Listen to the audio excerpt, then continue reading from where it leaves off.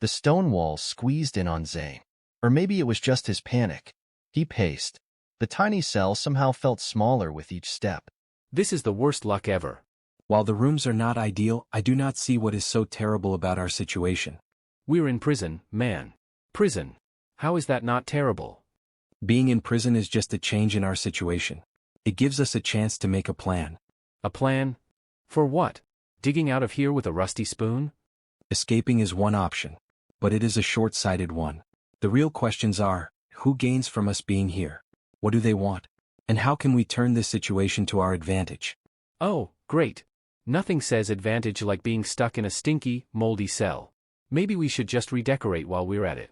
Add some fancy curtains to really brighten the place up. Zane slumped to the floor, his back hitting the cold wall with a thud. The chipped mug he had been holding slipped from his hand and hit the ground, rolling away. Great. Even the mug was abandoning him. Clank. Metal shifting. Zane's eyes snapped wide. Heart hammered in his chest. The lock, it popped open. A sound, sharp and hollow. Then, nothing. Silence. Thick, heavy silence. Zane jumped to his feet. Who could it be?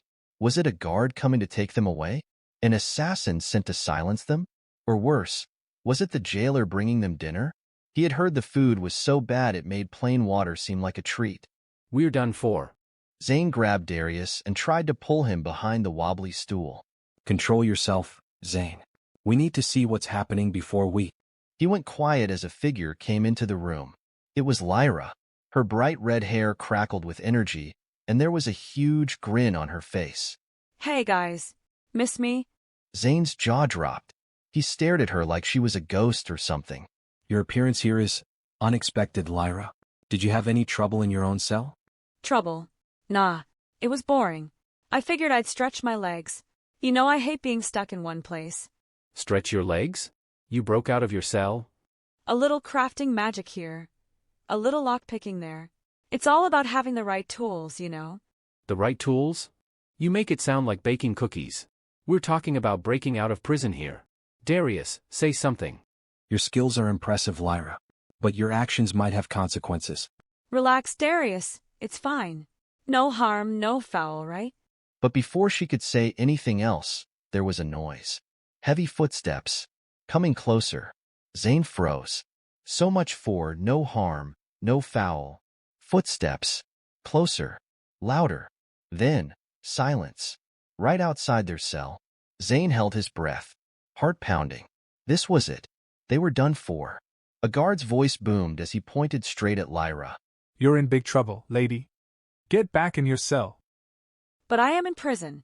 Does it really matter which cell I'm in? Yes. Yes, it does matter. You have a specific cell for a reason. But isn't prison just like a general idea? As long as I'm somewhere inside these walls. Aren't I still in prison? I mean, she's got a point. She's still in prison. No, she doesn't have a point, Gorf. You can't just wander around and pick any cell you want. There are rules. Rules? Oh, so it's like a hotel. I can't change rooms without checking with the front desk, right? Yeah, that makes sense. You wouldn't just walk into someone else's room at an inn. Exactly. That's what I'm saying. But wait. What if the inn is on fire and I'm just trying to get out? Isn't it more important that I stay inside the building, even if it's not my exact room? That's true. Safety first. Maybe we should look at the bigger picture here, Borg. Gorf. No. The cell isn't on fire. It's completely different. You can't just wander from cell to cell like it's a buffet. But if it was a buffet, what would be on the menu? Freedom fudge? Escape enchiladas? Gorf chuckled, then stopped when Borg glared at him. Sorry, but that was pretty funny. This is ridiculous. You can't just make up silly examples. The specific cell matters. It's about control and order. Order, control. I get it. But does the cell number really matter? If I feel imprisoned, doesn't that mean I'm following the rules? Whoa, that's deep. It's like, prison is in your mind. Prison is not in your mind. It's a real place with walls and rules. And you broke the rules. But did I really break any rules? The rules aren't written down. And no one here really likes reading anyway. So how can I break rules that I can't even read? That's actually true. No written rules, no broken rules. Gorf, stop agreeing with her. She's messing with you. Hey, I'm not messing with anyone. I'm just looking at the gray areas of this whole prison thing.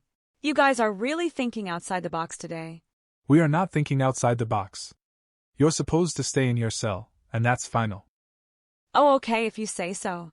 I'll go back to my original cell, wherever that was. But really, what does it matter? We're all prisoners in this thing called life, right? She's got a point. We are all prisoners in a way. I give up. I just can't do this anymore. Before he could say anything else, a bell rang in the distance. Well, that settles it. The king wants to see us, and I don't want to be late. Lyra skipped down the hallway, her red hair bouncing with each step. The guards and her cellmates were left in stunned silence. Did she just?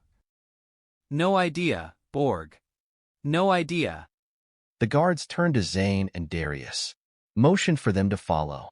They fell in line. Their footsteps echoed on the cold stone floor. The corridor widened, ceiling rising above them. More torches flickered along the walls. The air felt less suffocating. Zane could almost breathe. Almost. He glanced at Darius. Always calm. Always thinking. Always ready. Zane sighed. Why couldn't he be like that? His nerves were everywhere, showing with every step. Shaky. Unsteady. Cells passed by. Faces looked out. Sad. Angry. Defeated. A voice broke the silence. Faint. Where do they take you when the bell rings? No one answered. The guards ignored it, pretended not to hear. Zane's heart pounded. His mouth went dry. Where were they taking him?